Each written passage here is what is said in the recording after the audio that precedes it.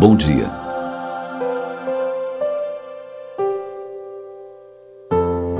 Ao iniciar-se um novo período de tempo em que o Criador lhe permite despertar para agir no bem, é importante meditar sobre a bênção deste dia, na construção da alegria e da paz almejadas por nós. Não se importe se o dia amanheceu nublado ou chuvoso, ensolarado ou borrascoso. Não se preocupe se o clima está frio ou se o calor promete castigar.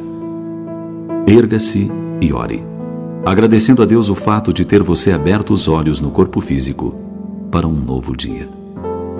Ele é ensejo de realizações positivas, de progresso para você. Não se impaciente por dar-se conta de que no dia de hoje você guarda bem pouco ou nenhum dinheiro para suas necessidades comuns. Pense que está com saúde e que o trabalho, por mais simples, é a feliz oportunidade que a pessoa recebe de Deus para modificar a vida. Seja carpindo o solo ou recolhendo o lixo, preservando a higiene. Seja lavando uma roupa ou conduzindo fardos. Qualquer que seja o serviço, agradeça ao Senhor seguindo adiante. Procure não se infelicitar se acordou febril, debilitado, doente. Você mantém a lucidez, pode pensar, pode agir. Busque o socorro de alguém se não puder cuidar-se só. Não despreze a prece com que você pedirá o auxílio divino diante do seu desequilíbrio orgânico. O auxílio virá. Espere, agindo. Seja como for, você tem hoje nas mãos os mais valiosos recursos para ser feliz, dentro do quadro das suas provações e merecimentos. Não se entregue à revolta, ao rancor, à mágoa, ao desalento. Seu dia deve ser um dia lindo. Seu tempo deve ser abençoado. Enquanto é hoje, seja amigo de alguém leal e prestativo. Enquanto é hoje, liberte-se dos vícios que o aprisionam, fiel ao bem, decidido. Enquanto é hoje, cresça um pouco mais, vinculado a Jesus Cristo, a fim de que consiga viver um bom dia em cada dia que passe por você. Vivendo bem o seu dia, você estará se preparando para o formoso dia sem nuvem, sem tormenta, sem noite, que o Criador a todos nos oferece após superados os tempos terrestres, educando-nos e valorizando as horas com disposição e coragem, com grandeza d'alma.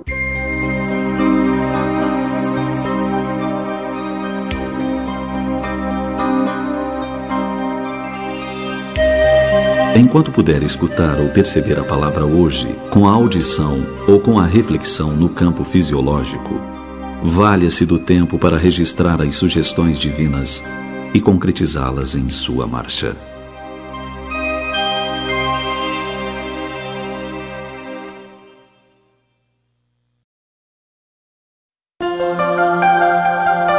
Oração atendida.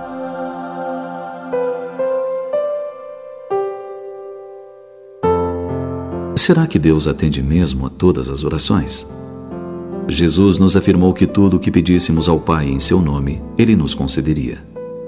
Mesmo assim, a debilidade da nossa fé, vez ou outra, faz com que nos perguntemos: atenderá verdadeiramente?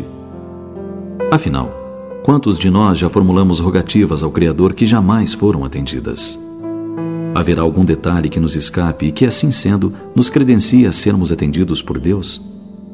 Os mais extremistas, até revoltados, ante seus problemas não solucionados pela divindade, chegam a admitir a parcialidade divina que atende a uns em detrimento de outros. Contudo, assim não é.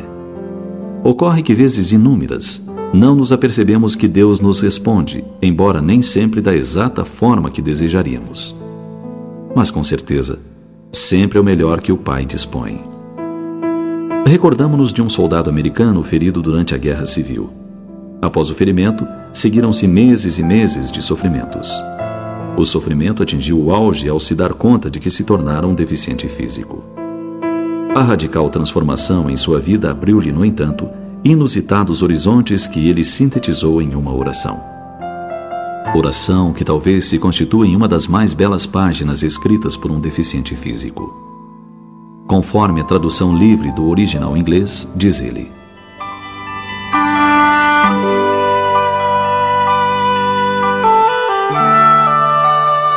Pedi a Deus por força para tudo conseguir. Fui feito fraco para aprender a obedecer. Pedi a Deus por saúde para realizar coisas grandiosas. Fui feito doente para realizar coisas difíceis. Pedi a Deus por riquezas para comprar felicidade. Fui feito pobre para vender sabedoria. Pedi a Deus por poder para que os homens necessitassem de mim. Fui feito insignificante para sentir a necessidade de Deus. Pedi a Deus por tudo isso para poder gozar a vida. Foi-me dada a vida para poder avaliar seu gozo. Não recebi nada do que pedi, mas obtive tudo o que esperava ganhar. A despeito dos meus erros, as preces que não fiz foram atendidas. E dentre todos os homens, eu me considero o mais ricamente abençoado. O entendimento do soldado ferido, que se tornou um paralítico anônimo, nos dá a tônica de como Deus ouve nossas preces e as atende, sempre de acordo com o que seja melhor para nós. Afinal, muitas vezes somente passamos a valorizar as pequeninas e preciosas coisas da vida quando elas nos são retiradas.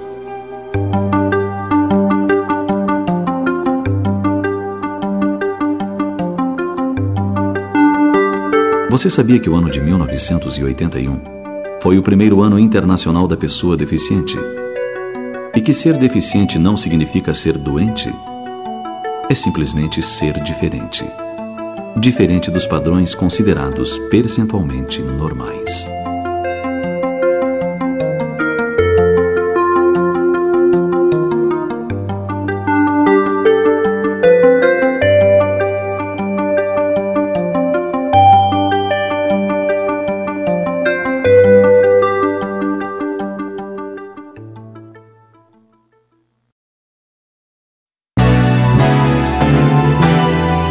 A educação.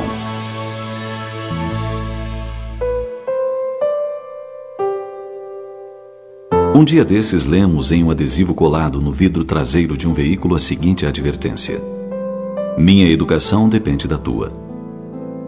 Ficamos a imaginar qual seria o conceito de educação para quem pensa dessa forma. Ora, se nossa educação dependesse dos outros, certamente seria tão instável quanto a quantidade de pessoas com as quais nos relacionamos. Ademais, se assim fosse, não formaríamos jamais o nosso caráter. Seríamos apenas o resultado do comportamento de terceiros. A refletiríamos como se fôssemos um espelho. A educação, segundo o codificador do Espiritismo Allan Kardec, é a arte de formar caracteres e, por conseguinte, é o conjunto de hábitos adquiridos. Assim sendo, como fica a nossa educação se refletir tão somente o comportamento dos outros como uma reação apenas? O verdadeiro caráter é forjado na luta por dominar as más tendências, por não revidar uma ofensa, por retribuir o mal com o bem. Um amigo tinha o costume de dizer: bateu, levou. Um dia perguntamos se ele admirava os mal-educados que tanto criticava. Imediatamente, ele se posicionou em contrário. É claro que eu não aprovo pessoas mal-educadas. Então questionamos outra vez: se não os admira, por que você os imita? Ele ficou um tanto confuso, pensou um pouco e respondeu: de fato deveríamos imitar somente o que achamos bonito. Dessa forma, a nossa educação não deve jamais depender da educação dos outros, menos ainda da falta de educação dos outros. Todos os ensinamentos do Cristo, a quem a maioria de nós diz seguir, recomendam apresentar a outra face. Imaginemos se Jesus, o Mestre, tivesse nos ensinado: se alguém te bater numa face, esmurra-lhe a outra, ou então, faz aos outros tudo aquilo que não desejas que te façam. Nós certamente não o aceitaríamos como modelo e guia. Assim sendo, lutemos por nos educar segundo os preceitos do Mestre de Nazaré, que diante dos momentos mais dolorosos de sua vida, manteve a calma e tolerou com grandeza todas as agressões sofridas. Não nos espelhemos nos que não são modelos nem de si mesmos. Construamos o nosso caráter com os exemplos nobres. Quando tivermos que prestar contas às leis que regem a vida, não encontraremos desculpas para a nossa falta de educação.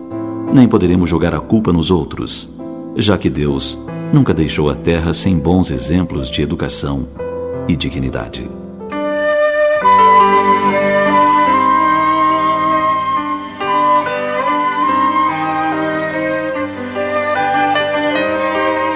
Não adotemos os costumes comuns que nada têm de normais. O normal é cada um buscar a melhoria íntima com os recursos internos e externos que Deus oferece. As rosas, mesmo com as raízes mergulhadas no estrume, se abrem para oferecer ao mundo o seu inconfundível perfume. O sândalo, por ser uma árvore nobre, deixa suave fragrância impregnada no machado que lhe dilacera as fibras. Assim, nós também podemos dar exemplos dignos de serem imitados.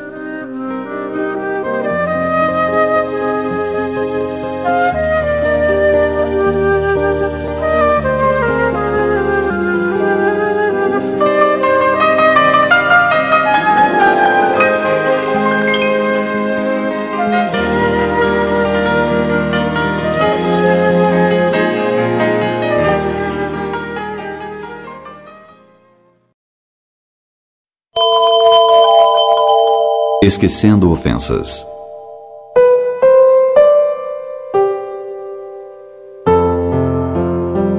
Amir e Farid eram dois mercadores árabes muito amigos.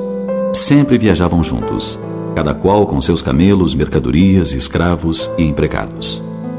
Numa das viagens em que o calor se apresentava abrasador, pararam às margens de um grande rio. Farid resolveu tomar um banho e para isso mergulhou nas águas caudalosas.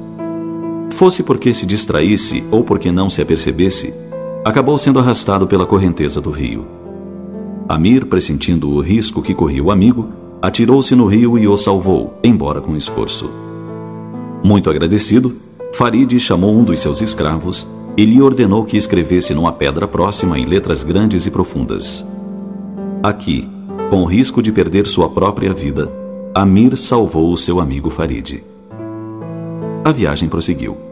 Os negócios se realizaram e, no retorno, pararam no mesmo local para um descanso rápido. Recomeçando a conversar, iniciaram uma discussão por divergência de opiniões. Com os ânimos acirrados, Amir esbofeteou Farid. Então, Farid se aproximou da margem do rio, escolheu uma pequena vara e escreveu na areia. Aqui, por motivos tolos, Amir esbofeteou Farid. O escravo que escrevera na rocha a frase anterior ficou intrigado e perguntou: Senhor, quando fostes salvo, mandastes gravar o feito numa pedra.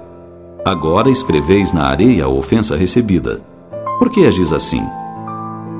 Farid largou a vara, olhou o escravo e respondeu: Os atos de bondade, de amor e de abnegação devem ser gravados na rocha para que todos os que tiverem oportunidade de tomar conhecimento deles procurem imitá-los.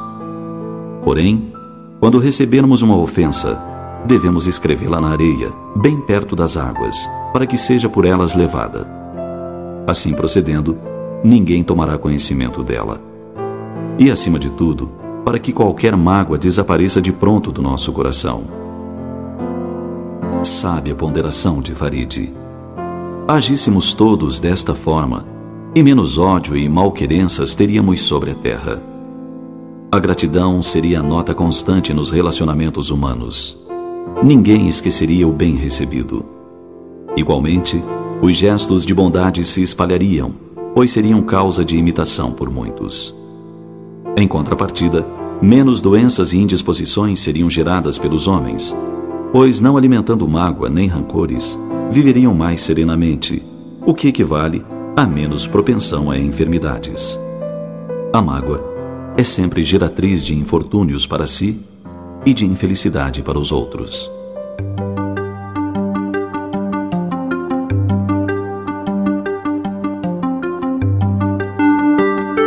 Você sabia que foi por ser o mais sábio terapeuta que Jesus recomendou o perdão aos inimigos? E mais, que ele recomendou pagássemos o mal com o bem? Isto porque o bem felicita sempre aquele que o pratica.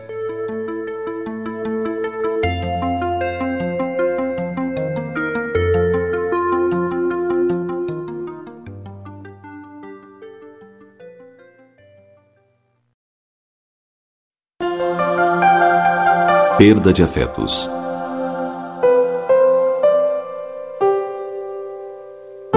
Quando a morte arrebata do convívio um ser amado, algumas criaturas elegem como modo de vida o não viver. De uma forma até egoísta, esquecem os que vivem no mesmo lar e se enclausuram na própria dor. Não se dão conta que, agindo assim, maltratam os corações que os amam e que, exatamente como eles, sofrem a ausência daquele que partiu antes para a pátria verdadeira. Assim aconteceu com Hamilton, um trabalhador dos Correios. Ele era muito feliz. Pai dedicado, costumava chegar em casa e ler histórias para seus filhos. À noite, antes de adormecerem, beijava-os e com eles orava, rogando a proteção dos seres imortais. Um dia, a morte veio e ceifou a vida do seu menino de 7 anos. A partir deste dia, ele começou a realizar com desleixo o seu trabalho. Não mais sorriu, não contou mais histórias. Tornou-se triste e cabisbaixo. O ambiente no lar foi ficando sempre mais difícil. Certo dia, separando a correspondência para a entrega, descobriu uma carta sem envelope. O destinatário era Jesus. O endereço, céu. Curioso, abriu e leu.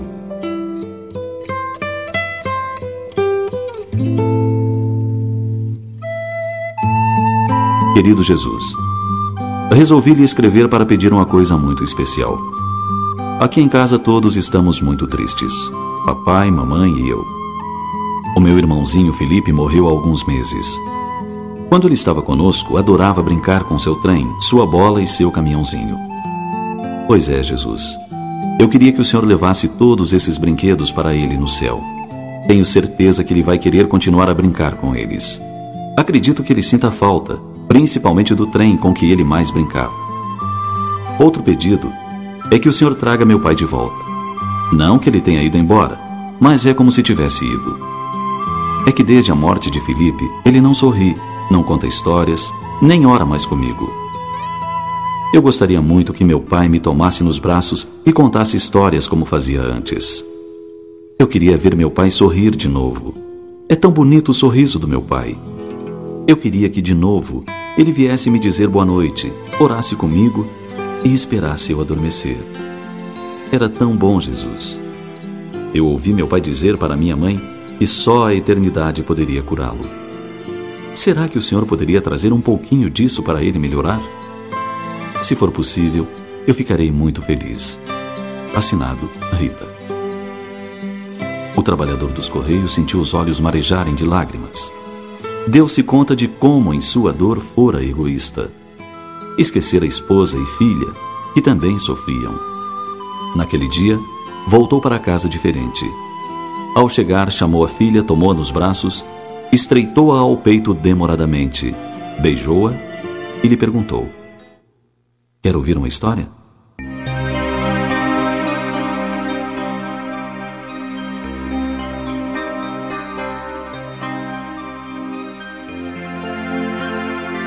Quando a dor da separação pela morte nos ferir o coração, não nos recolhamos em concha desistindo da vida. A dor deve nos motivar à continuidade da luta diária, principalmente porque, como cristãos, guardamos a lição da imortalidade. Os que partiram estão mais próximos de nós do que possamos imaginar. E não nos esqueçamos dos que partilham conosco da mesma dor e de idêntica saudade. Em nome do amor, não nos tornemos egoístas, não nos isolemos, nem firamos ainda mais os que ao nosso lado aguardam pela migalha do nosso carinho, o sorriso da nossa ternura, nutrindo-se do nosso afeto.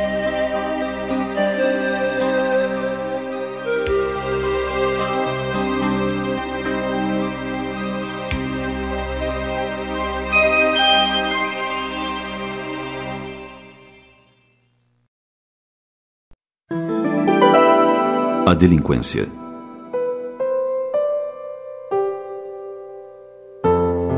Quando se fala em delinquência, muitos pais sofrem só de pensar no que esse termo representa.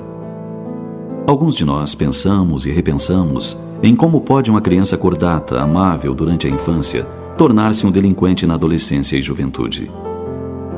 Não nos damos conta, mas somos, enquanto educadores, os mais responsáveis pela delinquência que vige no mundo. o Departamento de Polícia de Houston, Texas, elaborou uma lista enumerando 9 maneiras fáceis de como criar um delinquente. A lista é a seguinte. Primeiro, comece na infância a dar ao seu filho tudo o que ele quiser. Assim, quando crescer, ele acreditará que o mundo tem obrigação de lhe dar tudo o que ele deseja. Segundo, quando ele disser nomes feios, ache graça. Isso o fará considerar-se interessante. Terceiro, nunca lhe dê orientação religiosa. Espere que ele chegue aos 21 anos e decida por si mesmo. Quarto, apanhe tudo que ele deixar jogado.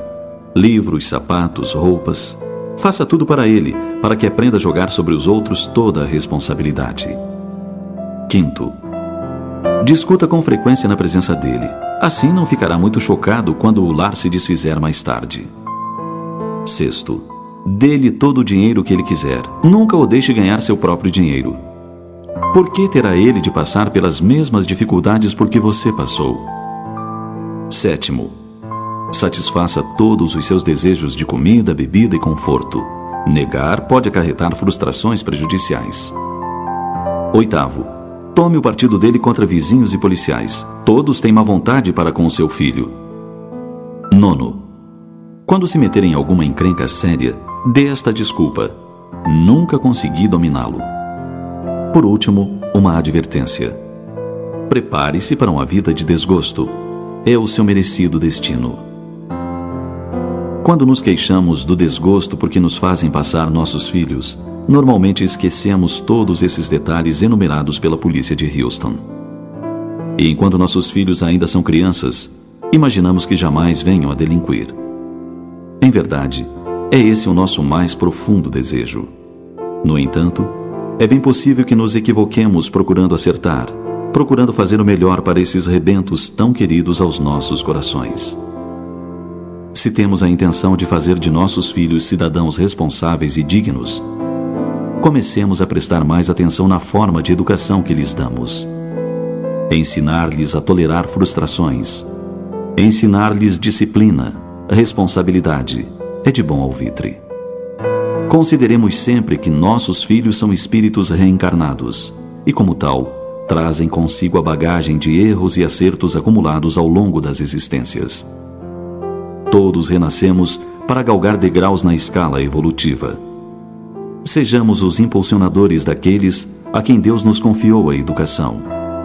Dessa forma, de nada teremos que nos arrepender mais tarde, quando tivermos que prestar contas às leis divinas.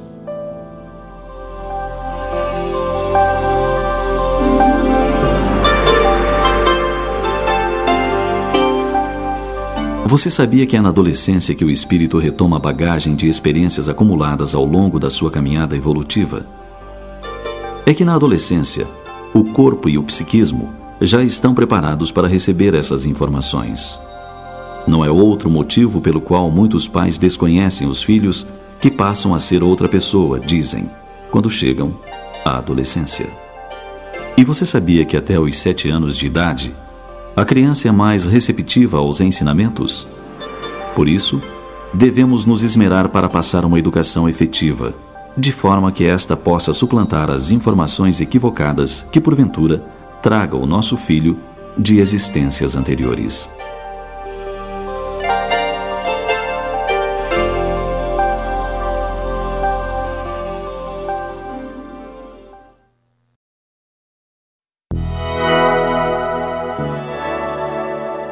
Dia de luz.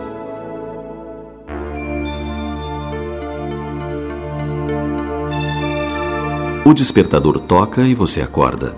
Abre os olhos e torna a contemplar as mesmas cenas do ontem. Pela sua mente ágil, as dores sofridas passam em cenário cinematográfico. Você sente o corpo dolorido e cansado. Na boca, o gosto da amargura como gotas de fel lhe fere o paladar. Novo dia. Contudo, embora a noite de sono, não serão novas as lutas.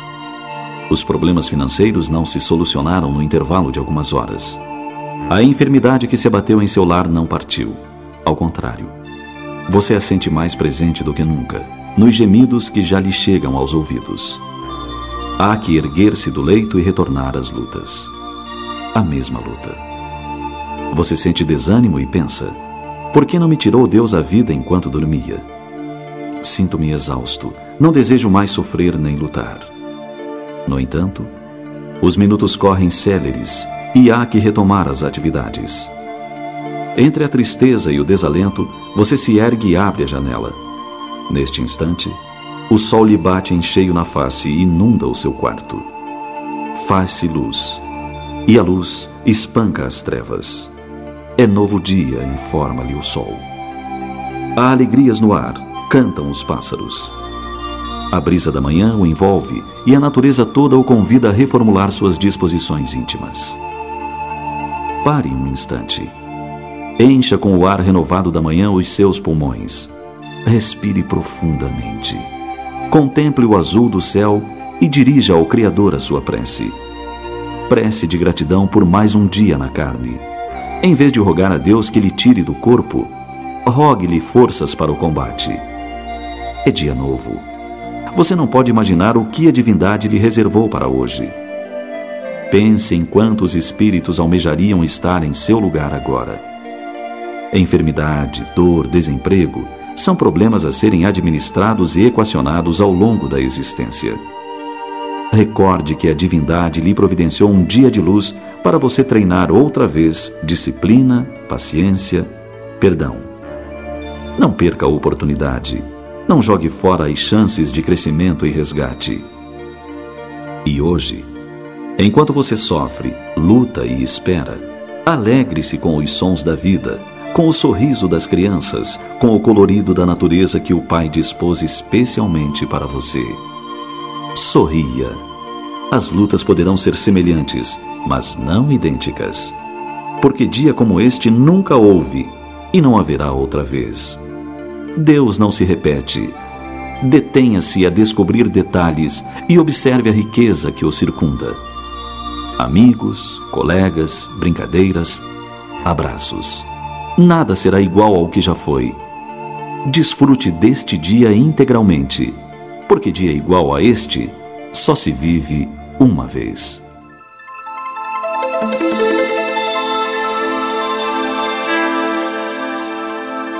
Cada dia é bênção nova. Cada minuto é oportunidade espontânea de crescimento. Pense nisso.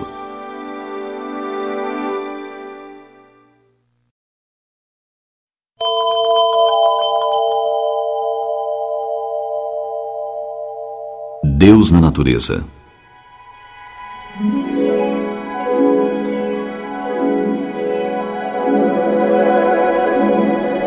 A cada novo dia, a natureza nos oferece espetáculos de belezas sem fim. Quem já não contemplou a maravilha de uma gota de orvalho a brilhar refletindo a luz do sol? Uma simples teia de aranha e sua engenharia perfeita, a relva verde, o andar desengonçado de um João de barro logo ao amanhecer, uma folha seca bailando no ar, prenunciando o inverno. O céu de anil com suaves pinceladas brancas, como se fossem nuvens de algodão. O entardecer, quando o sol se despede deixando rastros em vários tons dourados, como se fosse ouro derretido, levemente espalhado por mãos invisíveis. A lua cheia, refletida num lago, parecendo um grande espelho líquido. A cantoria do vento na folhagem das árvores, qual suave melodia convidando a sonhar. O olhar de um cão solitário pedindo companhia. O balançar do salgueiro, lembrando mãos distendidas nas margens dos rios e lagos, como a protegê-los. O ir e vir das ondas, acariciando a areia quente das praias como querendo amenizar o calor. O cheiro do mato após a chuva.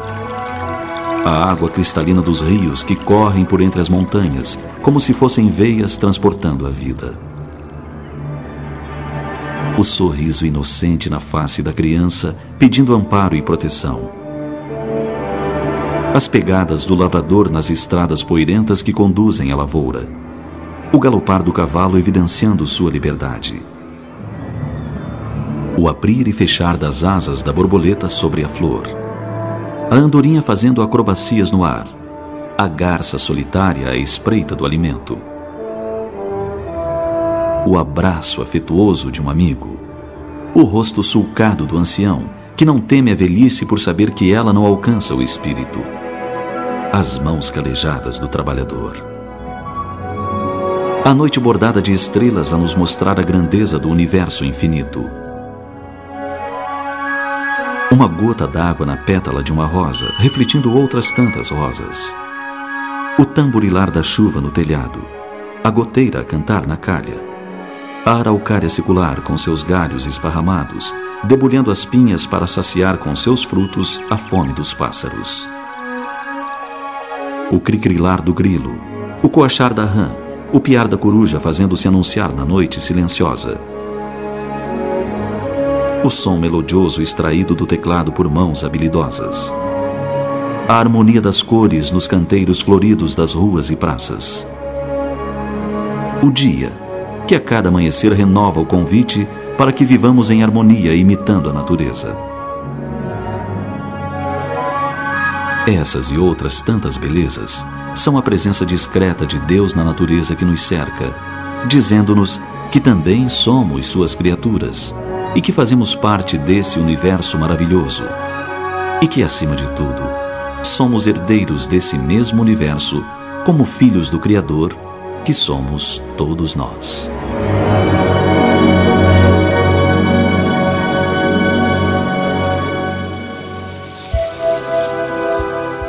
A contemplação da natureza oferece ao homem incontestavelmente inefáveis encantos. Na organização dos seres, descobre-se o incessante movimento dos átomos que os compõem, tanto quanto a permuta constante e operante entre todas as coisas. Justa é a nossa admiração por tudo o que vive na superfície da terra.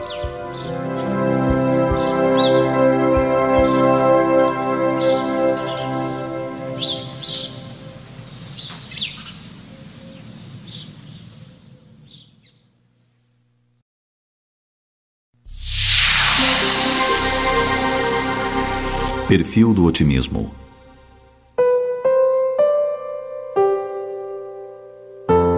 Quando as andorinhas, bailarinas ligeiras, dançam no ar, coloridas pelos últimos raios do sol poente, o suave calor da primavera anuncia a chegada alegre das flores e da renovação da vida. Arrebentam-se as fendas dos velhos muros e morros cansados, deixando que os vegetais surjam em variado verdor e os campos largos se exibam comatizados em festa inigualável. As mãos mágicas do celeste pintor saem derramando tintas e perfumes embriagadores em todo lugar, confirmando seu inefável amor pelas suas criaturas.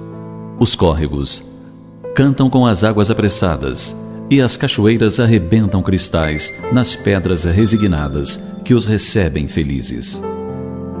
Há uma revolução geral e os dias frios partem, deixando as lembranças tristes sepultadas sem saudades.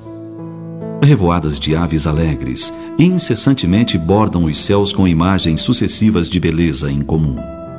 A primavera é o otimismo da natureza cantando o poema da estesia de Deus. Enquanto se repita, a aliança de amor permanece entre o homem descuidado e seu pai zeloso, sustentando a esperança. Apesar disso, muitas criaturas desanimadas deixam de fitar a claridade do dia primaveril, mergulhadas na noite das suas paixões.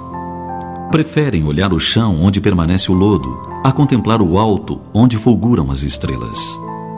Por isso, tornam-se torpes, amarguradas, perturbadoras.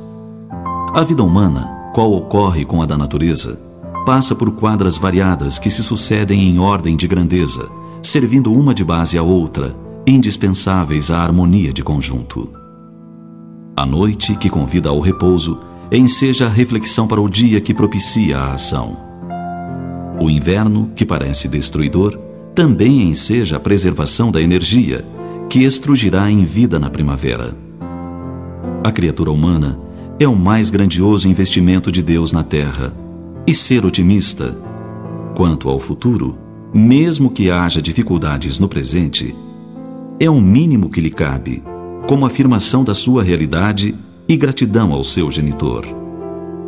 Quem pretende conservar tristeza no coração encontrará sempre motivos falsos para sustentá-la, acalentando a queixa, cultivando a desdita e nutrindo-se da insatisfação. O otimismo é gerador de adrenalina emocional que estimula o sangue, impulsionando ao avanço a alegria fomentadora da ação. Cultivando-o nos sentimentos, adquire-se visão para penetrar o lado oculto ou sombrio das ocorrências e entusiasmo para não desfalecer ante os primeiros insucessos da marcha, prelúdios das vitórias futuras. Quem não possui capacidade para sustentar com valor os embates malogrados, não tem condições para viver as grandes e decisórias batalhas. Nos céus dos que amam e confiam em Deus com otimismo, sempre haverá andorinhas bailando em prenúncio de gloriosas primaveras.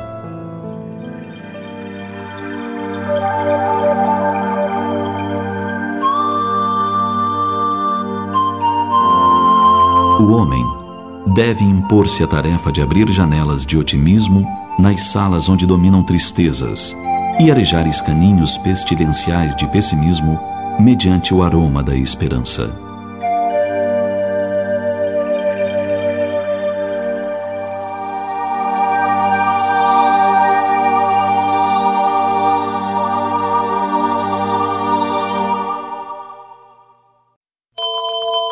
O perdão.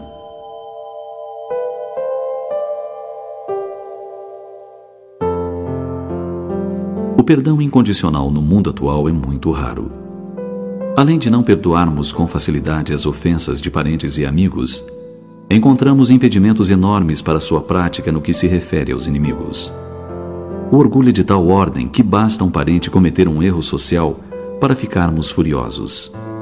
É que logo o acontecimento chegará ao conhecimento público, envolvendo-nos indiretamente. Em vez de desculpar a fragilidade moral do infeliz e procurar lhe dar apoio para suavizar as punhaladas do remorso, ficamos a atirar pedras. Pedras do desprezo, da indiferença, sem medir as consequências anticaridosas de tal atitude. Conta o escritor John Legman um fato contemporâneo. Ocorreu com um ex-presidiário que sofreu nas carnes da alma a incompreensão e abandono dos seus familiares durante todo o tempo em que esteve recluso numa penitenciária. Os seus parentes o isolaram totalmente. Nenhum deles lhe escreveu sequer uma linha. Nunca o foram visitar na prisão durante a sua permanência ali. Tudo aconteceu a partir do momento em que o ex-sentenciado, depois de conseguir a liberdade condicional por bom comportamento, tomou o trem de retorno ao lar. Por uma coincidência que somente a providência divina explica, um amigo do diretor da penitenciária se sentou ao seu lado. Por ser uma pessoa sensível, identificou a inquietação e a ansiedade na fisionomia sofrida do companheiro de viagem. E com gentileza lhe falou: "O amigo parece muito angustiado. Não gostaria de conversar um pouco? Talvez pudesse diminuir o desconforto." O ex-presidiário deu um profundo suspiro. Constrangido, falou: "Realmente, estou muito tenso. Estou voltando ao lar. Escrevi para minha família e pedi que colocasse uma fita branca na macieira existente nas imediações da estação, caso me tivesse perdoado o ato vergonhoso. Se não me quisesse de volta, não deveria fazer nada. Então, eu permanecerei no trem e rumarei para um lugar incerto." O novo amigo verificou como sofria aquele homem. Eles sofreram a dupla penalidade: a da sociedade que o segregara e a da família que o abandonara. Condoeu-se e se ofereceu para vigiar pela janela o aparecimento da árvore. A macieira que selaria o destino daquele homem. 10 minutos depois, colocou a mão no braço do ex-condenado. Falou quase num sussurro: "Lá está ela." E mais baixo ainda: "Não existe uma fita branca na macieira." Fez uma pausa que pareceu uma eternidade. "A macieira está toda coberta de fitas brancas." A terapia do perdão dissipou naquele exato momento toda a amargura que havia envenenado por tanto tempo uma vida humana.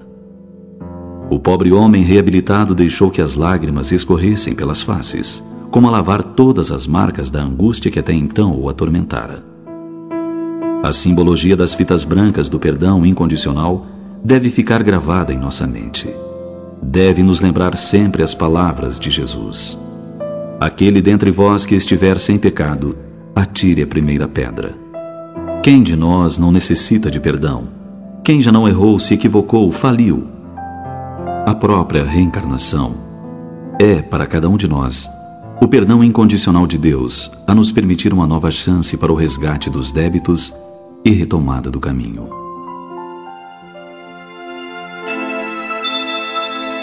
Você sabia que o maior exemplo de perdão foi dado por Jesus? Ele retornou após a morte para amparar os apóstolos. Apóstolos que, à exceção de João, o haviam abandonado na hora de sua prisão, flagelação e morte.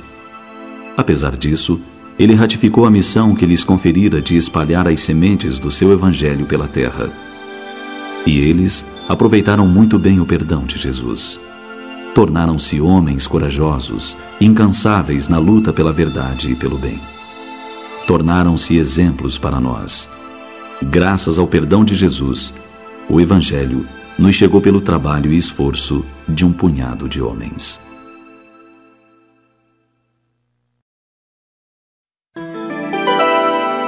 Poder e vaidade.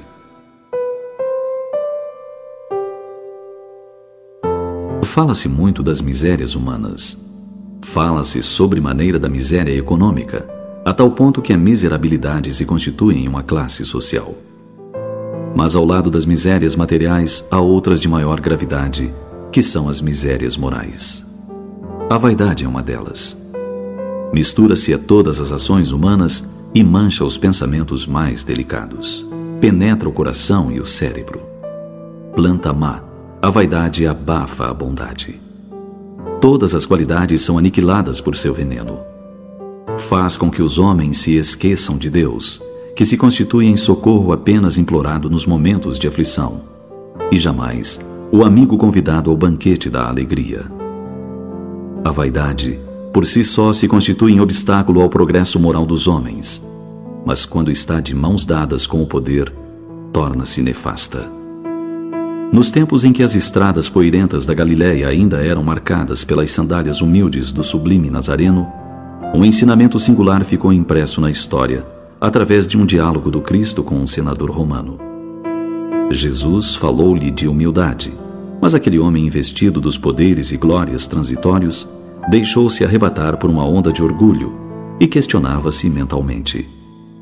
Humildade? Que credenciais apresentava o profeta para lhe falar assim, a ele, senador do Império Romano, revestido de todos os poderes? Lembrou a cidade dos Césares, coberta de triunfos e glórias, cujos monumentos acreditava, naquele momento, fossem imortais. Jesus, conhecedor das leis eternas e imutáveis que regem a vida, percebendo seus pensamentos, respondeu com serenidade e firmeza. Todos os poderes do teu império são bem fracos, e todas as suas riquezas bem miseráveis. As magnificências dos Césares são ilusões efêmeras de um dia, porque todos os sábios, como todos os guerreiros, são chamados no momento oportuno aos tribunais da justiça de meu Pai, que está no céu. Um dia, deixarão de existir suas águias poderosas sob um punhado de cinzas misérrimas. Suas ciências se transformarão ao sopro dos esforços de outros trabalhadores mais dignos do progresso. Suas leis injustas serão tragadas no abismo tenebroso destes séculos de impiedade, porque só uma lei existe e sobreviverá aos escombros da inquietação do homem. A lei do amor, instituída por meu Pai desde o princípio da criação. Nesses ditos de Jesus, há um singular ensinamento: a transitoriedade das ostentações humanas construídas sob os impositivos da vaidade. E Jesus tinha razão. 2 milênios após, pouca coisa restou daquele império tido como imortal. Restam hoje apenas algumas ruínas que o tempo se encarregará de extinguir. Todavia, o tempo não logrará destruir os ensinamentos grandiosos legados à humanidade pelos cidadãos romanos, que se dedicaram em construir patrimônios imperecíveis, não sujeitos às leis da matéria.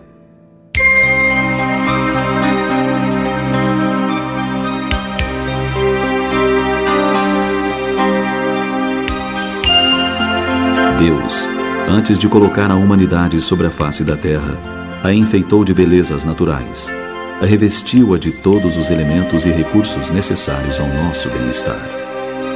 Para iluminar o dia, Ele nos deu o sol, radiação gloriosa. E para clarear as noites, salpicou-as de estrelas, como se fossem flores de ouro. E nós, o que temos para ofertar a Deus senão o nosso coração?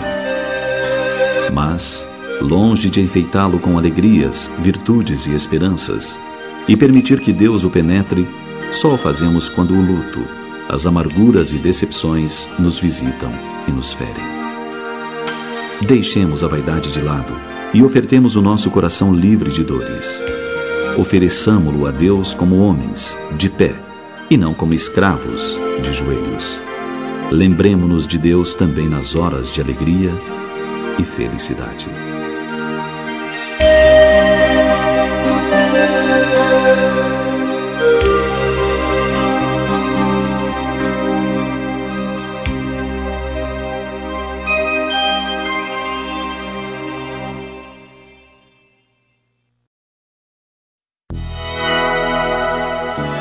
Medo da morte.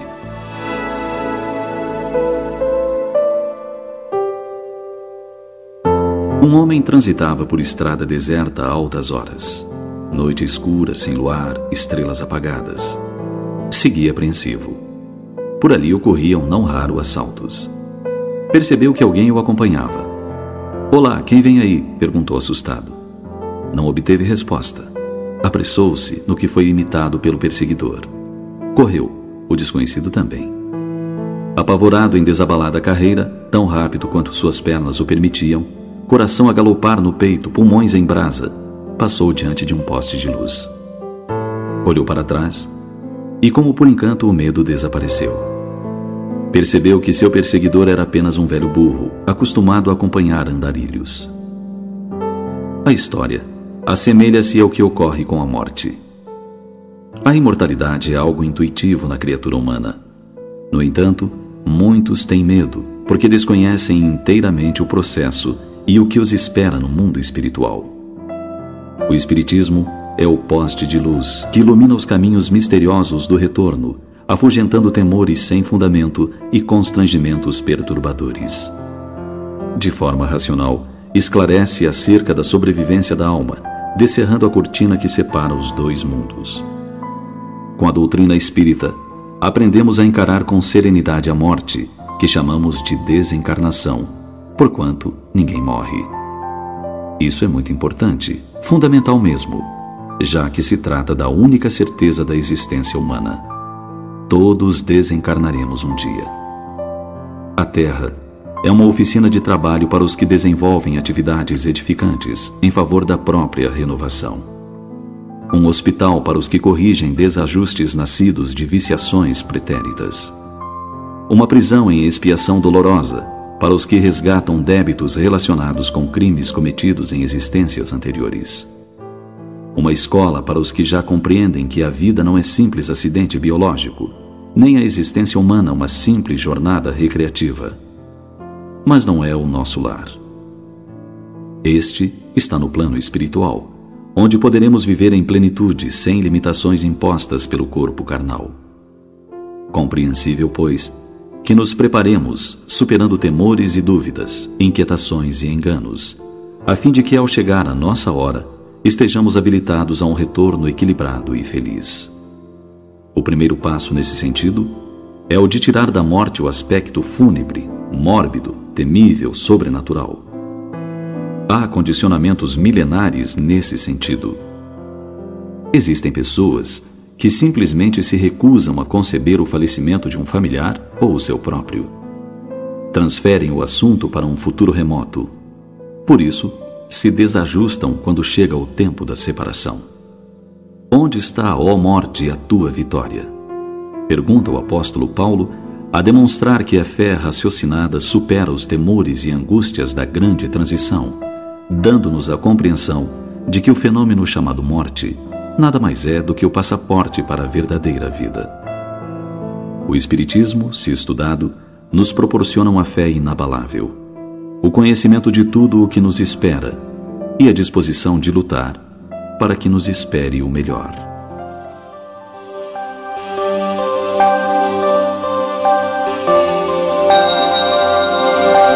Você sabia que um dos maiores motivos de sofrimento no além-túmulo é o apego aos bens terrenos? Muitas pessoas não aceitam as normas estabelecidas pela aduana do túmulo, que não nos permite levar os bens materiais no momento em que passamos para o outro lado. Isso demonstra que tais pessoas ainda não entenderam que os bens materiais nos são emprestados por Deus como um meio de progresso e que os teremos de devolver mais cedo ou mais tarde. É importante que reflitamos sobre isso, não nos deixando possuir pelos bens dos quais somos apenas usufrutuários.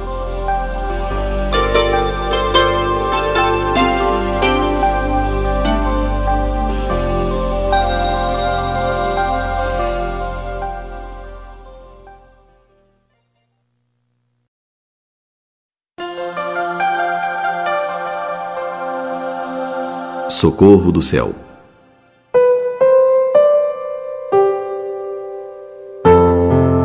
Montado em seu cavalo, o rico fazendeiro dirigia-se à cidade, como fazia frequentemente a fim de cuidar de seus negócios.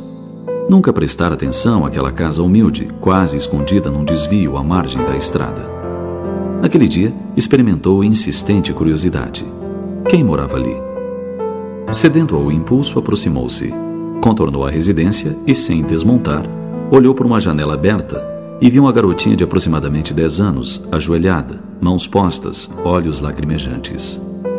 Que faz você aí, minha filha? Estou orando a Deus, pedindo socorro. Meu pai morreu, minha mãe está doente, meus 4 irmãos têm fome.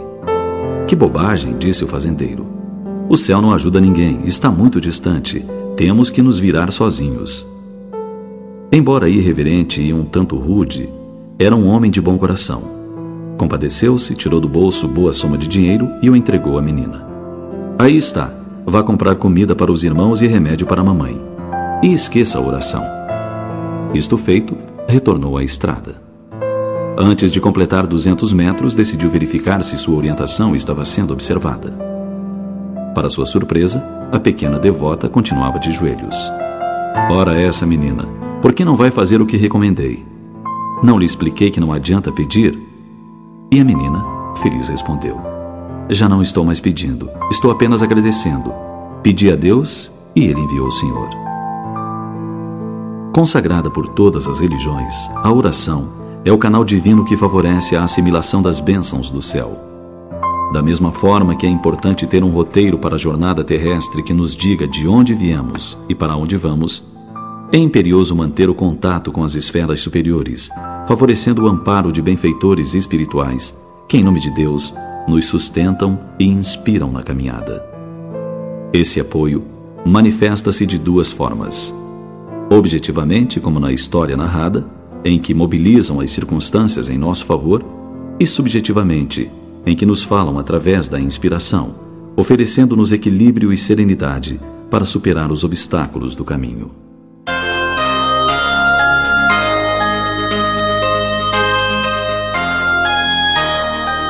A prece é o orvalho divino que aplaca o calor excessivo das paixões. Filha primogênita da fé, ela nos encaminha para a senda que conduz ao Criador. Quando a oração sincera brota do coração, proporciona doces emoções. É como suave brisa matinal que perpassa nossa alma, inebriando-a de perfume. É através da prece que podemos abrir os canais mentais para ouvir as vozes brandas e suaves dos imortais.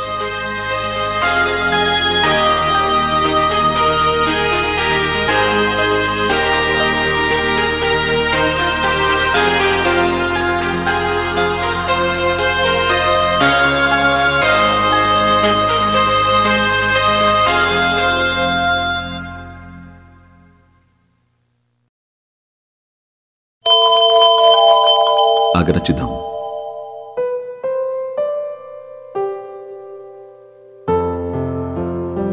O homem por detrás do balcão olhava a rua de forma distraída. Uma garotinha se aproximou da loja e amassou o narizinho contra o vidro da vitrina. Os olhos da cor do céu brilharam quando viu determinado objeto. Entrou na loja e pediu para ver o colar de turquesas azuis. É para minha irmã. Pode fazer um pacote bem bonito? O dono da loja olhou desconfiado para a garotinha e lhe perguntou: quanto dinheiro você tem? Sem hesitar, ela tirou do bolso da saia um lenço todo amarradinho e foi desfazendo os nós. Colocou-o sobre o balcão e, feliz, disse: isto dá, não dá? Eram apenas algumas moedas que ela exibia orgulhosa. Sabe, continuou, eu quero dar este colar azul para minha irmã mais velha. Desde que morreu nossa mãe, ela cuida da gente e não tem tempo para ela. É aniversário dela e tenho certeza que ela ficará feliz com o colar que é da cor dos seus olhos. O homem foi para o interior da loja. Colocou o colar em um estojo, embrulhou com um vistoso papel vermelho e fez um laço caprichado com uma fita verde. Tome, disse para a garota, leve com cuidado. Ela saiu feliz, saltitando pela rua abaixo. Ainda não acabara o dia, quando uma linda jovem de cabelos loiros longos e maravilhosos olhos azuis adentrou a loja. Colocou sobre o balcão o já conhecido embrulho desfeito e indagou: este colar foi comprado aqui? Sim, senhora. E quanto custou? Ah, falou o dono da loja. O preço de qualquer produto da minha loja é sempre um assunto confidencial entre o vendedor e o freguês. A moça continuou: mas minha irmã somente tinha algumas moedas. O colar é verdadeiro, não é? Ela não teria dinheiro para pagá-lo. O homem tomou o estojo, refez o embrulho com extremo carinho, colocou a fita e o devolveu à jovem. Ela pagou o preço mais alto que qualquer pessoa pode pagar, disse ele. Ela deu tudo o que tinha. O silêncio encheu a pequena loja e 2 lágrimas rolaram pelas faces jovens, enquanto suas mãos tomavam o embrulho e ela retornava ao lar emocionada. Verdadeira doação é dar-se por inteiro, sem restrições. Gratidão de quem ama não coloca limites para os gestos de ternura. E a gratidão é sempre a manifestação dos espíritos que têm riqueza de emoções e altruísmo. Sê sempre grato, mas não espere pelo reconhecimento de ninguém. Gratidão, como amor, é também dever que não apenas aquece quem recebe, como reconforta quem oferece.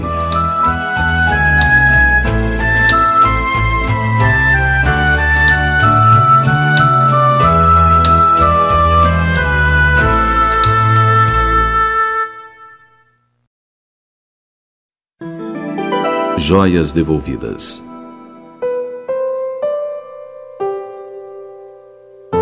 Narra uma antiga lenda árabe que um rabi religioso dedicado vivia muito feliz com sua família, esposa admirável e 2 filhos queridos. Certa vez, por imperativos da religião, o rabi empreendeu longa viagem, ausentando-se do lar por vários dias. No período em que estava ausente, um grave acidente provocou a morte dos 2 filhos amados. A mãezinha sentiu o coração dilacerado de dor. No entanto, por ser uma mulher forte e sustentada pela fé e pela confiança em Deus, suportou o choque com bravura. Todavia, uma preocupação lhe vinha à mente: como dar ao esposo a triste notícia? Sabendo-o portador de insuficiência cardíaca, temia que não suportasse tamanha comoção. Lembrou-se de fazer uma prece. Rogou a Deus auxílio para resolver a difícil questão. Alguns dias depois, num final de tarde, o rabi retornou ao lar. Abraçou longamente a esposa e perguntou pelos filhos. Ela pediu para que não se preocupasse, que tomasse o seu banho, e logo depois ela lhe falaria dos moços. Alguns minutos após, estavam ambos sentados à mesa. A esposa perguntou sobre a viagem, e logo ele perguntou novamente pelos filhos. Ela, um tanto embaraçada, respondeu ao marido: deixe os filhos. Primeiro quero que me ajude a resolver um problema que considero grave.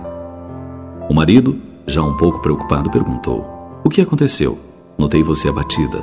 Fale, resolveremos juntos com a ajuda de Deus. Enquanto você esteve ausente, um amigo nosso visitou-me e deixou 2 joias de valor incalculável para que as guardasse. São joias muito preciosas. Jamais vi algo tão belo. O problema é esse. Ele vem buscá-las, e eu não estou disposta a devolvê-las, pois já me afeiçoei a elas. O que você me diz? Ora, mulher, não estou entendendo o seu comportamento. Você nunca cultivou vaidades. Por que isso agora? É que nunca havia visto joias assim. São maravilhosas. Podem até ser, mas não lhe pertencem. Terá que devolvê-las. Mas eu não consigo aceitar a ideia de perdê-las. E o Rabi respondeu com firmeza: ninguém perde o que não possui. Retê-las equivaleria a roubo. Vamos devolvê-las, eu a ajudarei. Iremos juntos devolvê-las hoje mesmo. Pois bem, meu querido, seja feita a sua vontade. O tesouro será devolvido. Na verdade, isso já foi feito.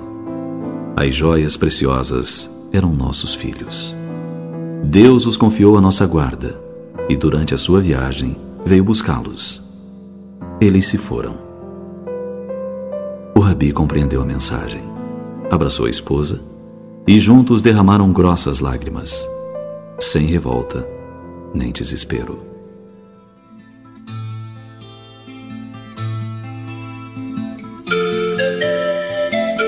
Os filhos são joias preciosas que o Criador nos confia, a fim de que as ajudemos a burilar-se. Não percamos a oportunidade de enfeitá-las de virtudes. Assim, quando tivermos que devolvê-las a Deus, que elas possam estar ainda mais belas e mais valiosas.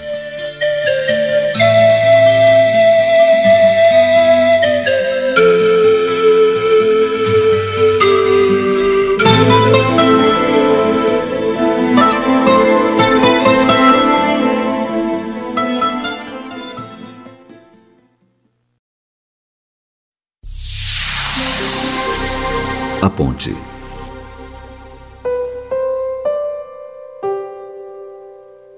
O homem andava pelo caminho árido. Longo era o percurso a vencer. Chegou afinal a um ponto onde pensou que não poderia prosseguir. Enorme abismo se apresentava à frente. Como transpô-lo? Sentou-se desolado à beira da garganta escancarada. E agora? Então olhou para sua direita e divisou um pouco além de onde se encontrava o perfil de uma ponte. Ébrio de contentamento, dirigiu-se para lá. As forças lhe voltaram e ele, satisfeito, caminhou sobre o abismo de rochas nuas, seguro graças à ponte. São variadas as pontes no mundo e algumas famosas. A Golden Gate em São Francisco, a Presidente Costa e Silva, mais conhecida como Rio Niterói, a Ponte da Amizade ligando Brasil e Paraguai, a Ponte Neve em Paris. Diferentes em largura, comprimento, na arquitetura. Todas, no entanto, traço de união entre duas extremidades distantes. Você já pensou alguma vez em se tornar uma ponte? Ponte entre Deus e os homens, entre os espíritos da luz e os seres das sombras. Um hífen de luz entre a dor e o medicamento precioso, entre o desalentado e o consolo, entre o faminto e o prato farto. Estenda suas mãos e haja. Enquanto muitos reclamam das distâncias, estenda os braços e estabeleça a ponte da fraternidade. Onde vários gritam pelo caos que impera, estenda a ponte da organização e da disciplina. Sejam a ponte entre a miséria e o trabalho digno, convidando os companheiros que seguem com você a se engajarem em ocupação útil que garanta o pão, o abrigo, a nobreza de servir. Lembre que entre os homens e Deus, Jesus, o divino amigo, ainda hoje permanece de braços abertos. Conforme ele mesmo afirmou: tudo que pedirdes ao Pai em meu nome, ele vos dará. Estevão, o primeiro mártir do cristianismo, tornou-se uma ponte entre Jesus e o apóstolo dos gentios, filtrando o pensamento do Cristo para que as epístolas traduzissem as recomendações do Mestre aos núcleos nascentes da Boa Nova. Chico Xavier transformou-se há mais de 60 anos numa ponte entre o mundo visível e o invisível, reproduzindo os recados do lado de lá, fazendo sol nas almas, encurtando as distâncias da saudade.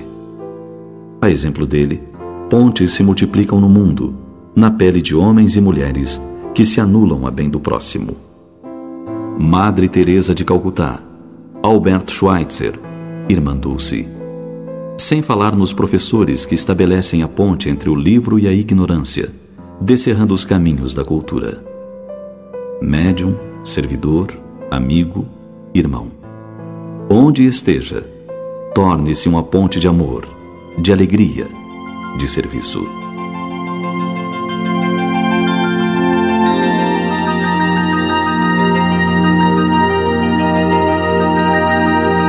Deus vive, manifesta e dilata o seu amor através das criaturas.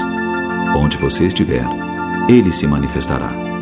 Permita que os outros o sintam através de você, da sua ação, da sua palavra e da sua expressão.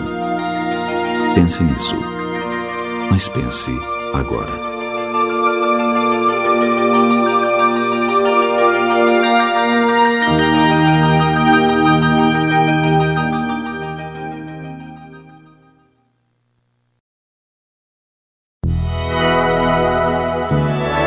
Depoimento de pai.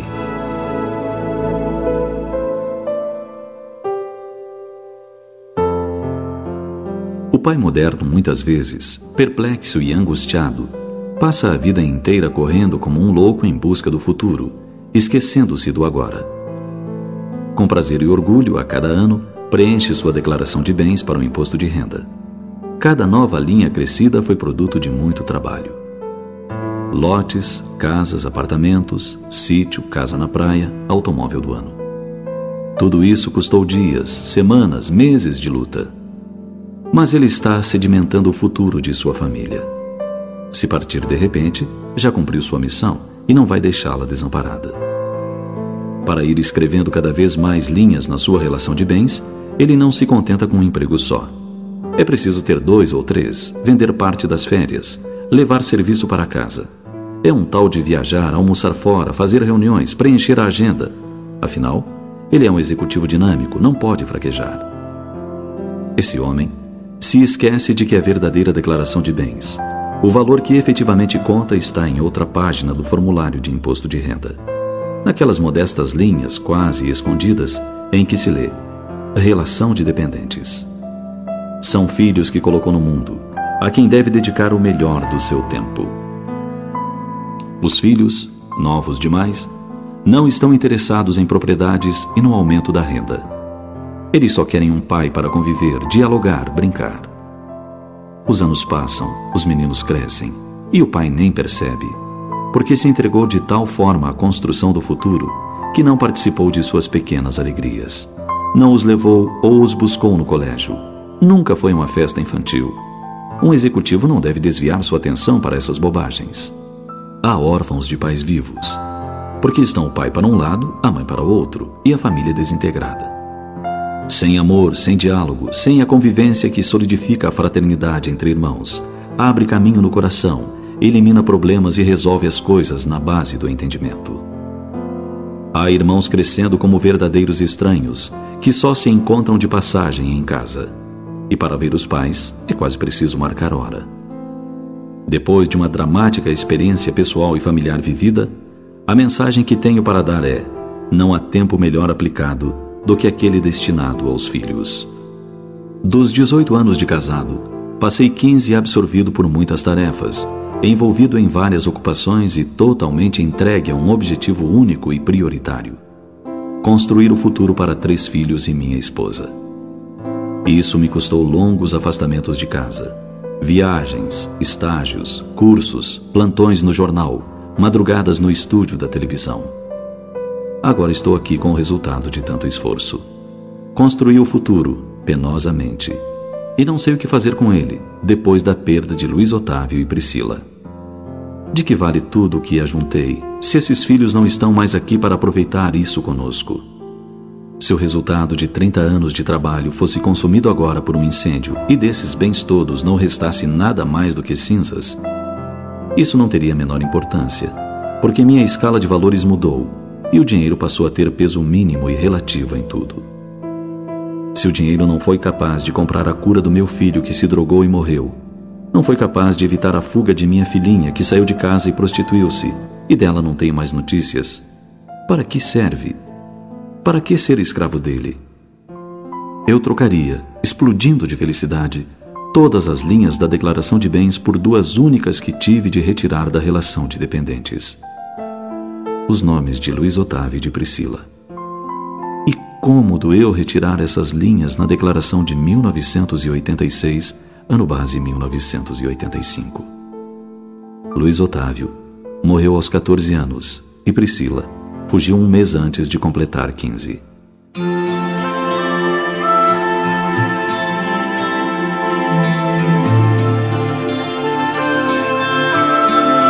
Esse dramático depoimento que acabamos de narrar foi prestado por um contribuinte ao preencher sua declaração de imposto de renda no exercício de 1986.